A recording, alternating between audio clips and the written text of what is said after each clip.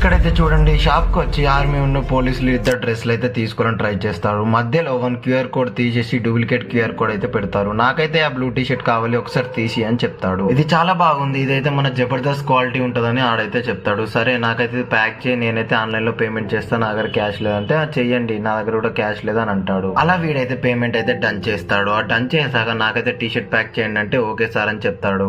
అలా వాళ్ళు అక్కడ నుంచి అయితే వెళ్ళిపోతారు. మళ్ళీ నెక్స్ట్ డే అయితే మళ్ళీ క్యూఆర్ కోడ్ పట్టుకొచ్చి అయితే వస్తారు. అక్కడైతే మేడం ఉంటుంది. అలా డూప్లికేట్ క్యూఆర్ కోడ్ మళ్ళీ అతికేస్తారు. మేడం మాకైతే క్యాష్ అయితే తీసుకురాలేము, మేము ఆన్లైన్ లో 5,000 కొడతాం, మాకైతే క్యాష్ ఇస్తానా అని అడుగుతాడు. అయ్యో మీ దగ్గర డబ్బులు లేవా, సరే అయితే ఆన్లైన్ లో పే చేయండి, నేనైతే 5,000 ఇస్తాను అని అంటాడు. అవునా సరే మీరైతే పేమెంట్ చేయండి చూసుకుందామని ఆ అమ్మాయి అయితే క్యాష్ ఇస్తుంది. అవ్వైతే అటు ఇటు చూసే వరకు అయితే డూప్లికేట్ క్యాష్, అవైతే ఒరిజినల్ కాదు. తర్వాత ఏమైందో తెలియాలంటే ప్లీజ్ ఈ వీడియోకి ఒక లైక్ అండ్ ఒక సబ్స్క్రైబ్ అయితే ఇవ్వండి ఫ్రెండ్స్. తర్వాత అయితే ఈ అమ్మాయి మీరెవరో దొంగ వాళ్ళు నాకు కూడా తెలుసు అని ఒరిజినల్ పోలీసులను పిలిపిస్తుంది.